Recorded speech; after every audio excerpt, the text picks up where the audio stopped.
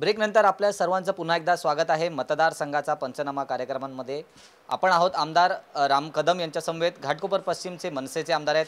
विकास कामं त्यांनी केलेली आहेत। त्यांचं असं सांगणं आहे की त्यांनी सामाजिक बांधिलकी जपणारे कार्यक्रम त्याही पेक्षा जास्त केलेले आहेत। त्याचाच आपण आढावा घेत आहोत। आमदार राम कदम आपल्या समवेत आहेत। या ठिकाणी काय माहिती द्याल सर? एकंदरीत या ठिकाणी जे चित्र दिसतंय नेमकं काय आहे? आता या ठिकाणी बघाल, हे गंगाजळ आहे। हे काशीवरून मी 53,000 लोकांची जी यात्रा केली, तर त्या यात्रेत जे येऊ शकले नाहीत अशा ज्या माझ्या बहिणी असतील, तर त्यांना सगळ्यांना घरी देवघरात पूजेला असावं म्हणून गंगाजळ आणि हे अनुष्ठान केलेले रुद्राक्ष आहेत, हे सगळे आपण त्यांना घरी देवपूजेला देत असतो। येणारी प्रत्येक बहीण ही रिकाम्या हातानं परत जाऊ नये म्हणून ह्या सगळ्या पैठणी आहेत। या पैठणी साड्या, या साड्या आपण त्यांना देतो। मुस्लिम बंधू आहेत, त्यांना आपण हे जानवाज आहे, हे याच्यावरती बसून नमाज पडतात, हे त्यांना देतो आपण जानवाज। हे 50,000 जानवाज आपण मुस्लिम बांधवांना देतो। मुस्लिम बांधवांना ते साडी घालत नाहीत, पैठणी, तर त्यांना हा ड्रेस आहे, सलवार कुर्ता। तुम्हाला माहिती असेल की भारतातली मी सगळ्यात मोठी दहीहंडी करतो। हे दहीहंडीचे फोटोग्राफ्स आहेत। ही ज्ञानेश्वरी जी शाहरुख खानच्या हातात आहे, ही 25,000 ज्ञानेश्वरीज मी जी त्याची भक्तिभावाने घरी त्याचा सन्मान करतील अशा लोकांना दिल्या होत्या। या ठिकाणी तुम्ही बघाल करिश्मा कपूर, आत्तापर्यंत जवळजवळ 76 मोठे नट माझ्या घाटकोपरच्या दहीहंडीमध्ये येऊन गेले। इथे बघा, ही भारतातली सगळ्यात मोठा दांडिया देखील घाटकोपरला मी ऑर्गनाईज करतो। हे जे सगळं तुम्हाला गोडाऊन दिसतंय, हे धान्य आहे। हे जे उपाशी आईवडील आहेत असतात, आता काय आहे, घाटकोपरमध्ये जवळपास 700च्या वर म्हातारे आईवडील आहेत। या म्हातारे आईवडील शेजाऱ्या पाजाऱ्यांनी दिलं तर खातात, शेजाऱ्या पाजाऱ्यांनी नाही दिलं तर उपाशी झोपतात। असे 700पेक्षा जास्त म्हातारे आईवडील आहेत। तर त्यांना त्यांची सोय लागावी म्हणून त्यांना दर महिन्याला मी पुरेल एवढं धान्य, अगदी म्हणजे त्याच्यामध्ये काडी पेटीपासून ही पिशवी बघा, इथे काडी पेटीपासून हे तांदूळ, डाळ, तुमचं राई, तेल, तूप, मीठ, सगळं अगदी म्हणजे त्याला म्हणजे काडी पेटीसुद्धा त्याला विकत आणायला लागू नये असं सगळं त्यांना दर महिन्याचं मला जेवढं जमेल तेवढं मी असे 700पेक्षा जास्त म्हातारे आईवडील आहेत त्यांना देतो। विलक्षण एक गोष्ट मला तुम्हाला दाखवायची आहे, ती अशी आहे की मतदारसंघामध्ये माझ्या घाटकोपरमध्ये कोणाच्याही घरी मृत्यू झाला तर साधारणतः मृत्यू झालेल्या घरामध्ये चूल पेटत नाही, तर अशांच्या घरी माझ्या घरून दररोज जेवण जातं। माझ्या घरी साधारणतः 300-400 लोकांचं दररोज जेवण तयार होतं। लक्षात घ्या की माझा हा सगळा डोंगराळ भाग आहे आणि ह्या सगळ्या डोंगराळ भागामध्ये सतत नेहमी दरी कोसळत असतात, तर खूप जो फंड मिळतो हा फंड फार कमी प्रमाणात आहे। नियोजन नाही आहे, खूप भागात पाणी नाही आहे, मध्यरात्री पाणी येतं, पाणी आहे, पाण्याचा तुटवडा आहे, अशा खूप समस्या आहेत। आपण विषय समजून घ्यायला पाहिजे की मला कुठलंही काम करायचं झालं, मला गटर बांधायचं आहे, नळाला पाणी द्यायचं आहे किंवा रस्ते बनवून घ्यायचे आहेत, आमदार काय करतो?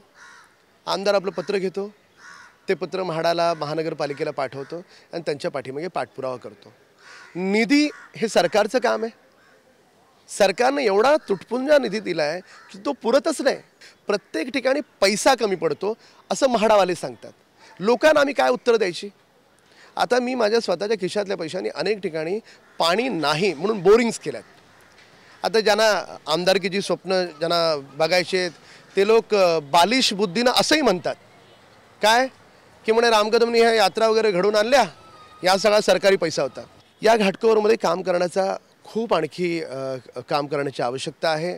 मोठ्या प्रमाणात निधी आणून इथे रस्ता मोठा करणं, या डोंगराळ भागातली पाण्याची समस्या दूर करणं, बऱ्याचशा टॉयलेटची अवस्था वाईट आहे तर ते टॉयलेटची अवस्था व्यवस्थित करणं, अशा अनेक गोष्टी ह्या अपेक्षित आहेत आणि त्या येणाऱ्या निश्चितपणे पुढच्या टर्ममध्ये त्या मला करायच्यात पूर्ण।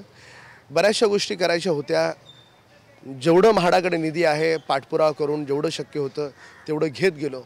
काही ठिकाणी होतंय, काही ठिकाणी नाही होत। जी काही माणसं चांगलं करण्याचा प्रयत्न करत असतात तर त्या चांगलं करणाऱ्या माणसाच्याच पाठीमागे विरोधक काही ना काही छोटं मोठं घेऊन लागलेली असतात। आता त्यांना त्यांचं काम करू देत, मला माझं काम करू देत। आत्तापर्यंत अध्यात्माचं काम सुरू केलं, अजून मी माझी राजकीय बॅटिंग सुरू केली नाही। राजकीय बॅटिंग जेव्हा राम कदम सुरू करेल इलेक्शनच्या 10 दिवस आधी, तर पूर्ण महाराष्ट्राला माहिती आहे की राम कदम काय असा लेचापिचा काही खेळाडू नाही आहे. मला सगळं येतं, साम येतं, दाम येतं, दंड येतो, भेद येतो, सगळं येतं.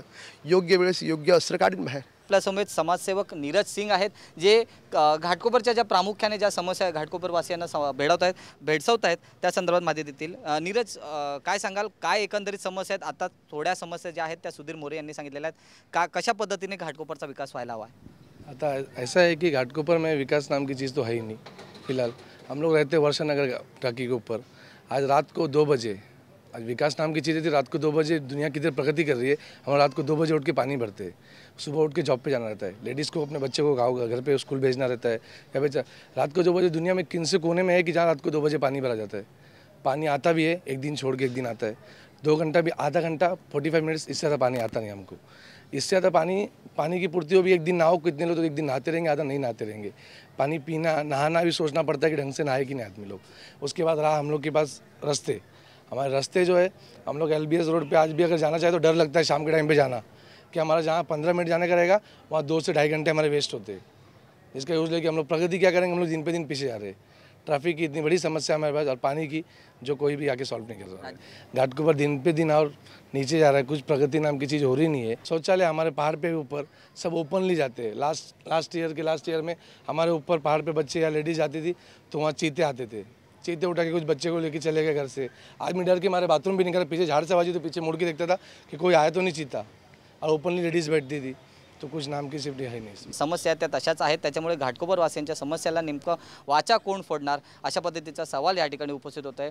या कार्यक्रमामध्ये आणखीन आपण आता नागरिकांच्या प्रतिक्रिया घेणार आहोत. जनता जनार्दन मायबाप, ज्यांना असं वाटतं की आमदार कसा असावा, आमदारांना किती गुण देतील, या सर्व विषयावर आपण चर्चा करणार आहोत. तुर्तास वेळ झाली एका छोट्याशा ब्रेकची. तुम्ही पाहत राहा जय महाराष्ट्र, थेट, अचूक, बिनधास्त.